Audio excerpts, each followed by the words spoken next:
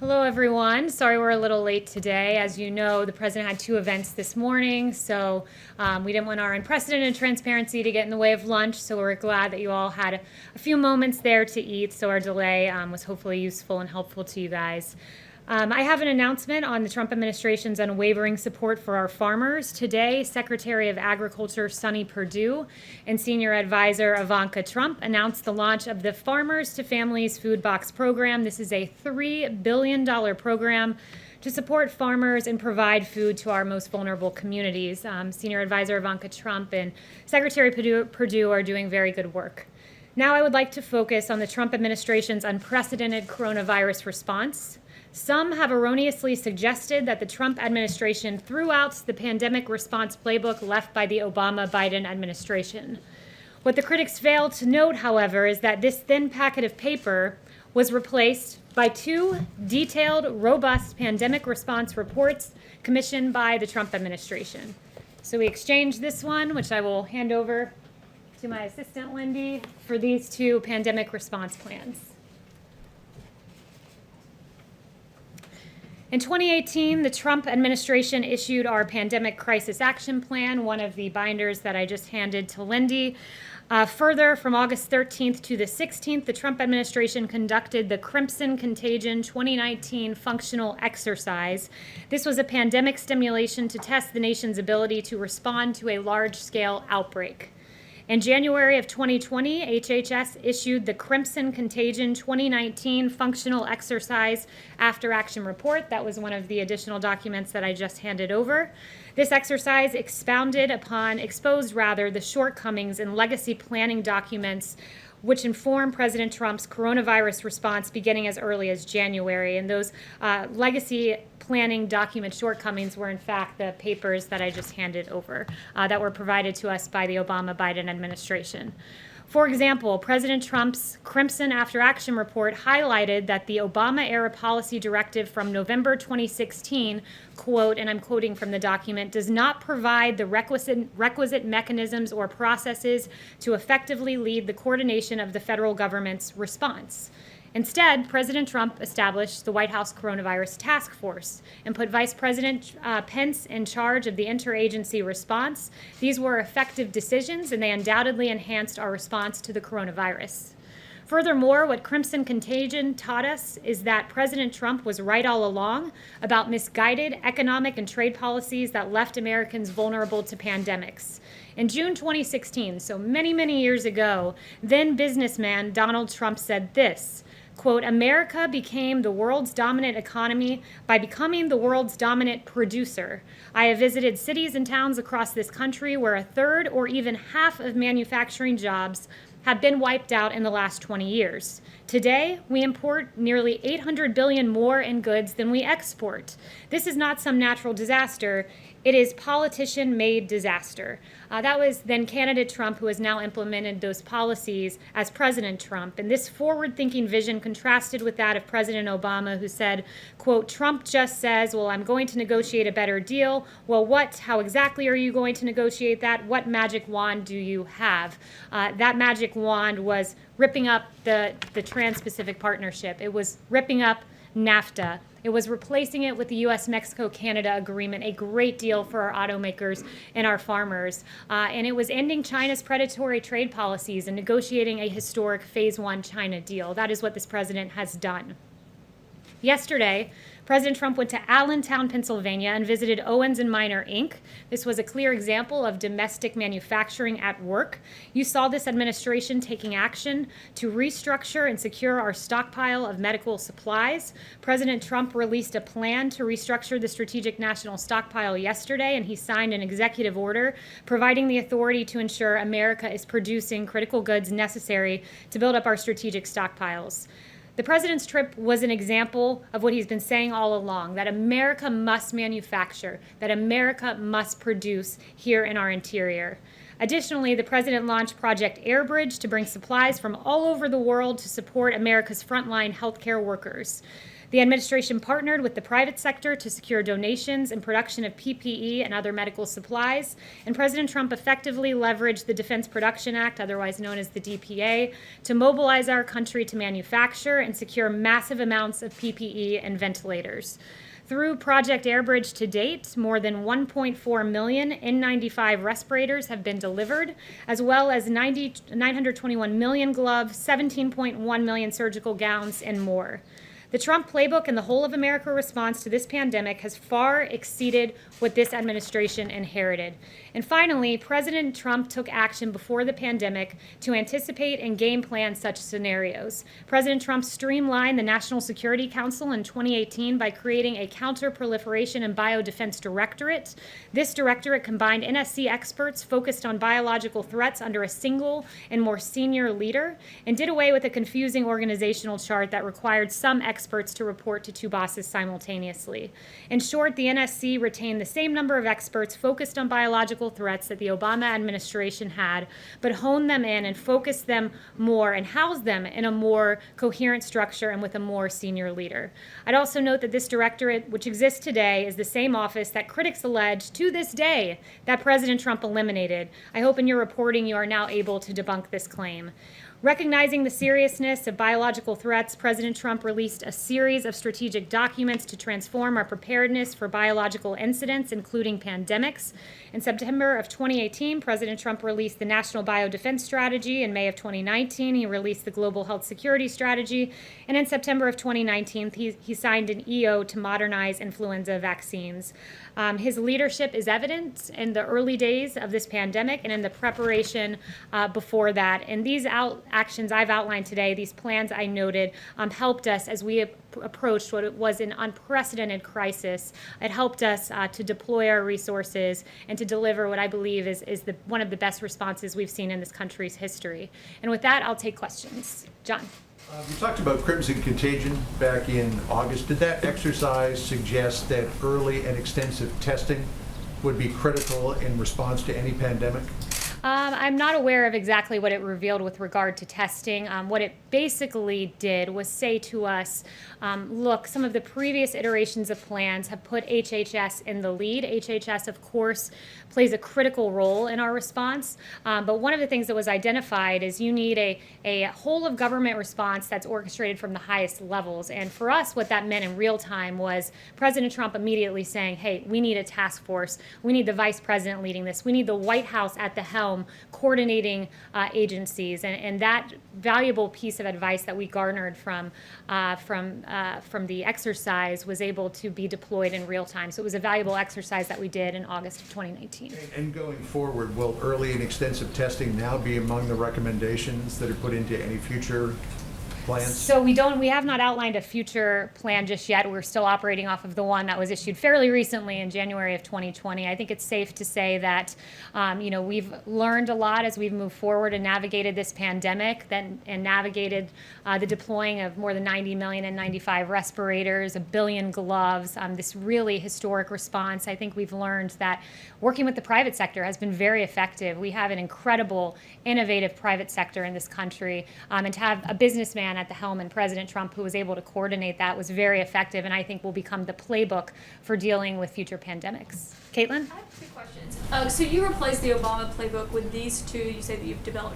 Is it in there that testing needs to be increased as soon as this is happening, and what about personal protective equipment?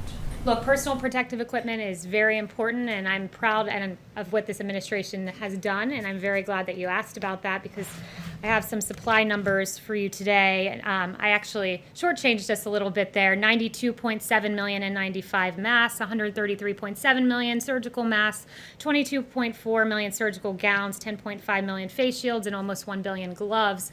And as you saw at Owens and Minor, our domestic manufacturing has been deployed in this country in a way it never has been before since at least World War II, and will become the future playbook, I believe, for future administrations in navigating a pandemic response. But sorry, so does it say in that playbook that personal protective gear should be increased, the production of it, as soon as a pandemic is underway, as with coronavirus? What it says is this, that, look, we need personal protective equipment, and what did this administration do? We gave it. The Obama playbook is online. One of these, I believe, is public. One is public, so you can look through that online. But what we've done is remarkable, and that is exactly what you just asked me. Does it say we need more PPE? Well, we've delivered historic numbers of PPE, 1 billion gloves. We'll continue to do that. We'll continue to fill the stockpile. We're ready for the fall, and this administration has acted in a way that I don't believe, certainly based on what I read in the Obama playbook, would have able to have deployed what this administration has done. Okay, Jeff? so I have a follow-up question. So I was just asking that because it seemed to take so long to get more masks and swabs and whatnot, which they're still dealing with now. But my other question is on Rick Bright. The president said yesterday that he probably should not be working in federal government anymore, but he is now expected to start his new job next week. Does the president still welcome him starting that new position? And can you clarify exactly what that job is? Well, it's interesting to ask about whether Rick Bright should start in a position because Rick Bright hasn't showed up for a position. He was transferred to lead a bold new $1 billion testing program. He's not yet shown up for work. He takes a $285,000 salary. That's extraordinary for a federal government salary. And he is still on taxpayer-funded medical leave.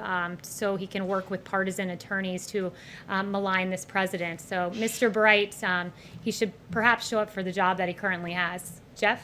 Why does President Trump choose not to wear a face mask? Does he think it sends the wrong message? That's his choice. You know, he's tested each and every day. Those of us around him, when I'm in the Oval Office, I wear a face mask around him to protect him. He's very protected. He tests negative daily, and that's his personal choice. And I would note is consistent with the CDC guidelines, which say they recommend, but it's the personal choice of the individual. But at the very least, to set an example for the American people, Dr. Birx, Dr. Fauci today, they're both tested routinely, but they both had their face mask on in the Rose Garden. I think he did set an example. He set an example when he said to the West Wing, I want all of you wearing face masks in here. And he noted that, I believe it was 2 days ago. And that is over, above, and beyond what CDC guidelines say. But all of our staffers are wearing face masks, and that was at the direction of the president. I think that's a pretty good example. Yes. Kayleigh, thanks so much. I want to ask you about the FDA guidance on the Abbott tests. But firstly, you've talked about all of this preparation that the Trump administration did. But then how come on January 2020, the stockpile was as low as it was on supplies like face masks, like N95s? Yeah, it's a really good question. It's a really important question, and perhaps I should redirect your question to President Obama, who left the stockpile empty, and there was a USA Today fact check of that. He left the cupboards bare, as the president noted, and USA Today said there's no indication that the Obama administration took significant steps to replenish the supply of N95 masks in the strategic national stockpile after it was depleted from repeated crises. So at the H1N1, it was full. At the end of H1N1, it was empty, and President Obama left it empty and took President Trump to refill it. But your national biodefense strategy came out in September 2018, and the president has been now in office for over three years at this point.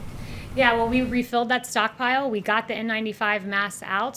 Ventilators, another good example. Not a single American died for lack of a ventilator. 100,000 ventilators in 100 days, 3 times what is produced in the average year, 3 times the amount of N95 respirators our healthcare industry uses. We have delivered. We cleaned up the mess that was very clearly left by President Obama, and we got that out. And I would also note, in terms of fixing the stockpile, it's also fixing domestic supply chains. That was very important. And this president is the president who took on that issue, who said we need to produce here. We can't, as China hoards PPE, we need to have domestic manufacturing. So there was a systemic fix that needed to happen. And President Trump is the first president, in my knowledge, that has really, to this degree, took on that systemic fix. And then on the Abbott tests, these are the tests that you guys take every day, that we've been given every day. But these recent studies coming out, numbers like a third of cases may be missed, up to 48% of cases may be missed.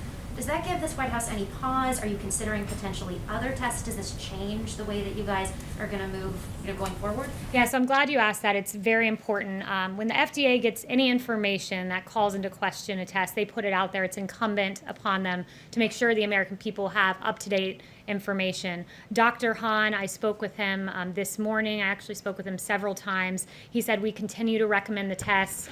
Secretary Azar says we have confidence in the test, otherwise it wouldn't be out on the market. That being said, they take any indication of false negatives very seriously. Some of these studies, Secretary Azar says he believes there was user error in them, meaning that the time transporting them might have affected the accuracy of the test. But to that end, what the FDA has said is that any negative test results that are not consistent with the patient's clinical signs, so if you're coughing, you get a negative test, it's an Abbott test, you should consider getting a second test. That's the guidance as of now. Yes. The president told Maria Bartiromo yesterday that he wasn't interested in talking to the Chinese President Xi Jinping right now. Why is that? Why would he not want to talk to him? He's very frustrated with China, and I'll leave it to the president as to when he does resume speaking with the Chinese leader. But look, China slow-walked this. I've shared with you guys before on human-to-human transmission. It was really important that the world knew of that aspect of the disease, but that information was slow-walked through the WHO. The genetic sequencing, likewise, was not given until a professor in Shanghai did so on his own. The president has repeatedly noted that, why are they letting flights out of China but not into China?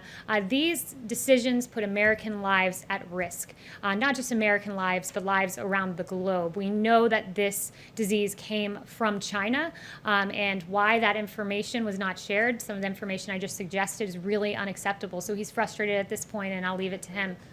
The president has quite often talked about having a warm relationship with President Xi. Is that now over? Has a chill set in?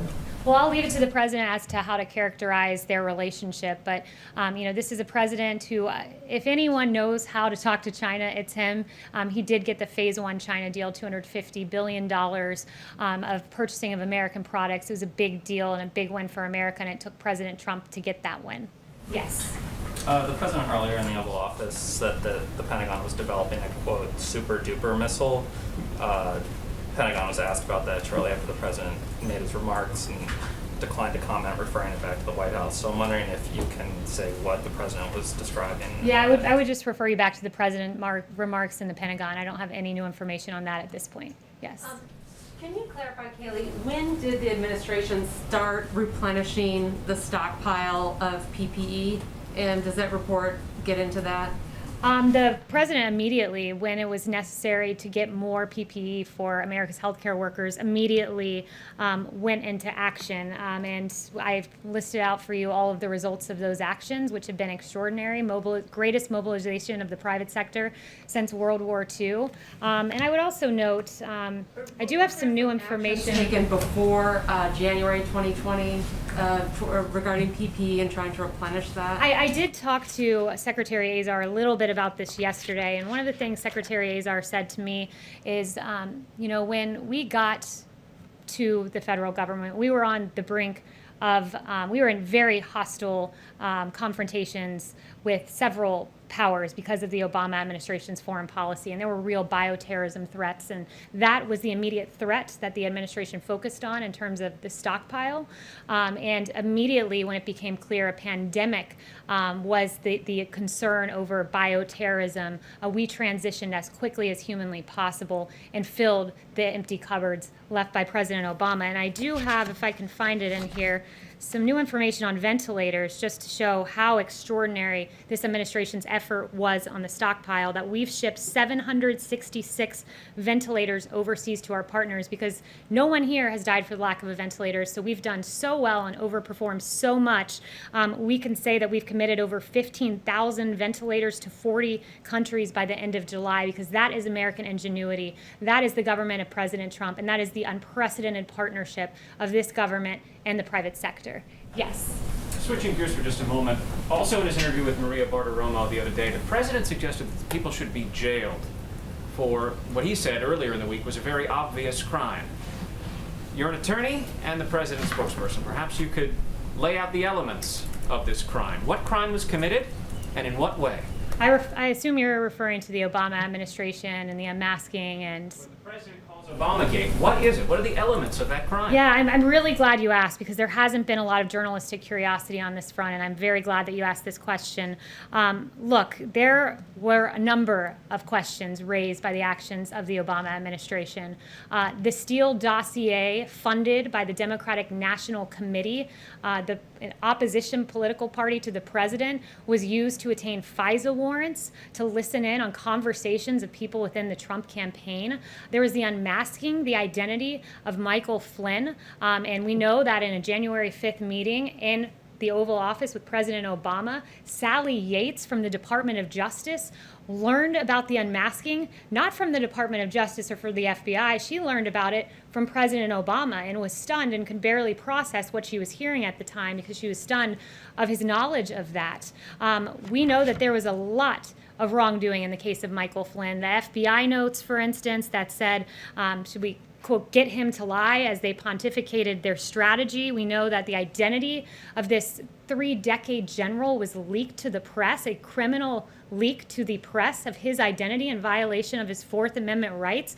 These are very serious questions. They've been ignored by the media for far too long, and I'm very glad that I think that is the second question that I have fielded on Lieutenant General Michael Flynn, because justice does matter. Those questions, they matter. To be clear, I heard you mention one thing you said was criminal, and that was what? The one thing that I've said that was criminal? The leaking of his name and the very real questions that have been raised. But if you want to start talking about wrongdoing in the administration, happy to go through Andy McCabe leaking to the Wall Street Journal and then lying about it. Happy to talk about James Clapper lying before Congress, saying the NSA does not monitor phone calls. That was an inaccuracy, to say the least, if not a lie. And John Brennan telling Congress that the bogus Steele dossier played no role in the Russia probe, when in fact we know it did and was the basis of attaining FISA warrants. So there's a lot of mistruths there that were said, many of them under oath. So I would point you to those and the many other real questions that I hope you all will pursue. So is the president's view that those people should be jailed, the people you just mentioned? I never said that. Those are your words, not mine. But perhaps you should look into it and get me some answers. That is, after all, the job. That is, after all, the job of reporters, to answer the very questions that I've laid out, and I hope you guys will take the time to do it. And I also find it interesting, if we want to start talking about fabrication of crimes, we can litigate that case pretty publicly with James Clapper, who said what President Trump did with Russia pales, that Watergate paled in comparison. We can talk about Eric Swalwell lying and saying President Trump was working on behalf of the Russians. We can talk about Hakeem Jeffries lying and saying the president was a Russian asset. We can talk about Schiff saying there was ample evidence of collusion in plain sight when in fact there was not. We can talk about Mark Warner saying there's enormous amounts of evidence of collusion. We can talk about a CNN historian who said there was a smell of treason in the Trump-Russia probe when in fact for 3 years you all talked about collusion and there was none. And it was a huge injustice, not just to this administration, but to the American people who deserve truth, not the alleging of absolutely false allegations against this president. Yes. Thank you, France has Kayleigh. pushed back against the comment by the CEO of Sanofi that the United Sorry, 1 second. I can't really. So I'll get to you next. Go ahead. France has pushed back by a comment by the CEO of Sanofi that the United States would be first in line for a vaccine if that firm develops because of initial funding by BARDA. Does the administration think that the United States should receive the first doses if Sanofi does discover that vaccine? I haven't spoken to the president about that, so I don't have any announcements on that front. But yes, back there, and then I'll come up to you. Okay. Thank you, Kayleigh. 2 brief questions. First, a follow-up to Steve's question regarding China. 48 hours ago, the Federal Retirement Thrift Investment Board followed the president's suggestion and cut off any investment of federal pensions for civilian and military workers into China on their markets, therefore cutting off funds that would be invested in state-run companies. Will the president now urge private sector businesses, and I think of BlackRock, which is invested in 137 Chinese companies, to follow this example and get out of investing in China?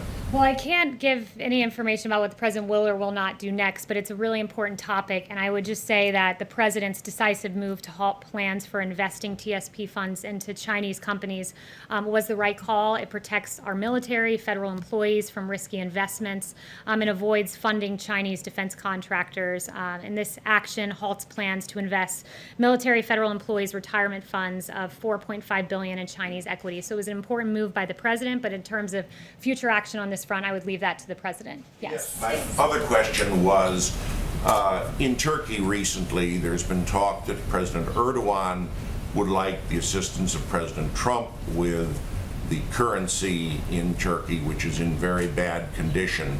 Will there be any U.S. support of the Turkish currency, or does he think Mr. Erdogan should apply for an IMF loan. And I don't have any information on that front either as to his future actions with regard to Turkish currency. Yes. Thank you, Kayleigh. So the president has called for transparency in the what he calls Obamagate. Is he willing to declassify the transcript of General Flynn's call to Sergei Kislyak so everyone can see what was said on that call? I've not asked him that. What I know that he would like to see right now is the lost 302. Apparently lost 302. We know 302 is a summary of an interview that the FBI did with Michael Flynn that has apparently gone missing. So we would really be quite curious to see what transpired in that 302 after the FBI pontificated, quote, getting Flynn to lie so that they could get him fired or prosecuted. Yes. Thank you, Kayleigh. When will the White House open talks with House Speaker Pelosi and Minority Leader Schumer on the HEROES Act? Have there been any informal talks occurring? And does the White House support more aid to state and local governments as part of that package? So the president has said that he would talk about state and local aid, but it cannot become a pretext for bailing out blue states that have gotten themselves into financial trouble. So while he's open to discussing it, he has no immediate plans to move forward with the phase 4. He said something he's looking at, but he wants to take some time to consider what should be in it. The Pelosi bill has been entirely unacceptable. For instance, one of the things that I found really funny in her bill was she requires that the president appoint a medical supply response coordinator who would serve at as the point of contact for the healthcare system, supply chain officials, and states on medical supplies. I don't know if Speaker Pelosi has just not been paying attention while she's been out in California and we've been here working, but I happened to be sitting by this so-called medical supply response coordinator on Air Force One yesterday. He's been around for quite some time. His name is Admiral Polovchek. So Polovchek is who's coordinating this, and perhaps she doesn't know that because Admiral P has been doing this for quite some time, but that's just an example of how quite odd the Pelosi bill is, packed full of liberal wish lists, like ensuring that illegal immigrants, for instance, get direct payments because they're not looking at Social Security numbers to verify that taxpayer dollars are going to actual taxpayers. So elements like that are non-starters, and then there's just really curious elements that really suggest if the speaker is even paying attention. Chanel. Thank you, Kayleigh. But going back to the HEROES Act, the Speaker Pelosi presented it today for a vote, and you have members of her own party coming in and saying this is Washington politics at its worst. Does the White House get a sense that members of the Democrat Party are starting to grow less confident in Pelosi's leadership during this pandemic? Have you been communicating with anybody on the Democrat side? So I haven't spoken to them directly, but I have seen some of the comments you're talking about, and it certainly would suggest that. I mean, we're in the middle of a pandemic, and what is Nancy Pelosi doing? She's saying she's exploiting the crisis and pushing for mass mail-in voting, even though we know it's more susceptible to voting fraud. I mean, we're in the middle of a pandemic, and this is what she's interested in pushing, instead of talking about real measures like the payroll tax, which would be a tax break for low and middle income Americans. She's interested in removing the threshold for state and local tax deductions, which would essentially be a huge win for billionaires in California and New York. So it's really interesting right now that you have the party that says they're for working Americans saying let's remove this state and local tax threshold so that millionaires and billionaires get big payouts in states like California and New York. And you have the Republican Party and the party of President Trump saying let's lower the payroll tax so that low-income Americans who pay more payroll taxes than they do income taxes get a tax break. It's really interesting, the current posture of the two parties. Yes. Obama. Can I ask a question about Obama's stockpile? Was there at any point any knowledge that when the transition between the Obama administration into the Trump administration, did anybody from the Obama team brief the Trump administration about the depletion of the national stockpile? At one point, the PPE masks went down to below 2%, what the national need was. Did anybody from the Obama administration warn the Trump administration going in? It's a really good question. Not to my knowledge. To my knowledge, the two things President Obama warned about were North Korea and Michael Flynn. But what I do know is this: the Obama administration wasn't throwing ventilators into the stockpile. They were unmasking Lieutenant General Michael Flynn in the waning days of their administration. Yes. Thank you, Kayleigh. The president has, on the subject of the payroll tax cut, the president has said that that should be a part of the next stimulus bill, but he's also indicated that there are discussions for more direct payments. So does he favor one or the other, or does he think you can do both?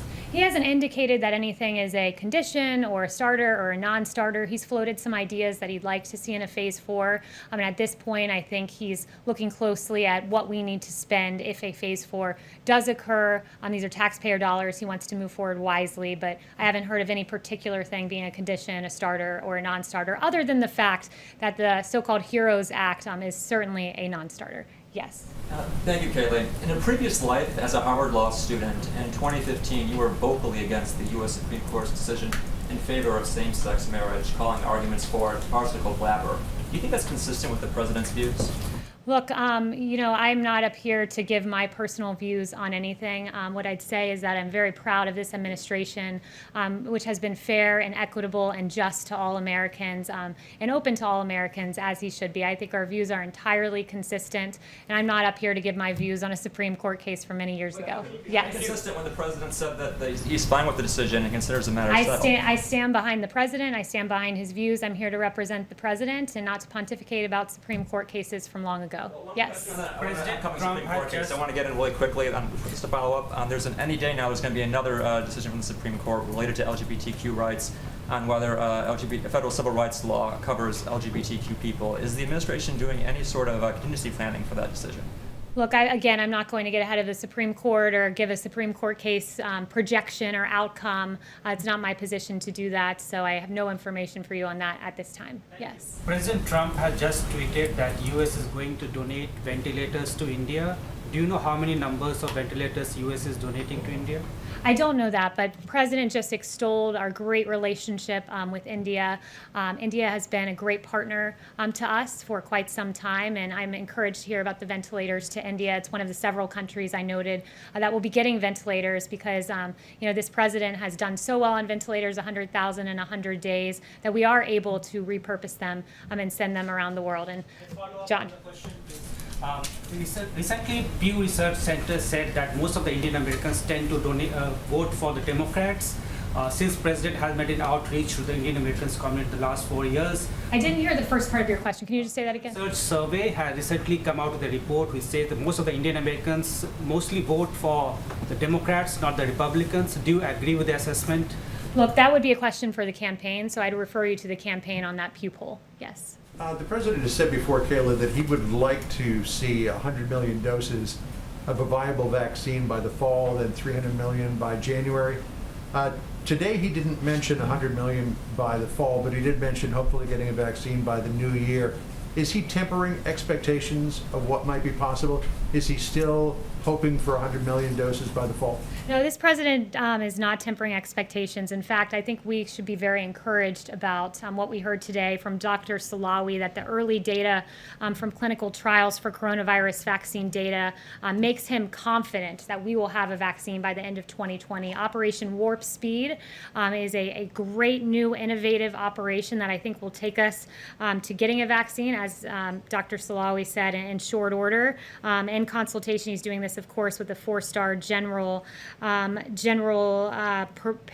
is his name, and it's going to be a great effort. And I think by the fall we will see one, as has been predicted. This president wants to see one processed as fast as humanly possible, and I would note that he got us into phase 1 clinical trial faster than Dr. Fauci had ever seen in the history of his career, and that's because this president has really put the fire under the private sector and under the FDA to get 92 emergency use authorizations for testing, get to phase 1 clinical trial faster than ever before, and we can thank President Trump for being at the helm of all of this. Thank you all. I think I got like 2 questions from each of you, so I enjoyed speaking with you all. Have a great weekend, and I like your pink blazer, Caitlin. Thank you.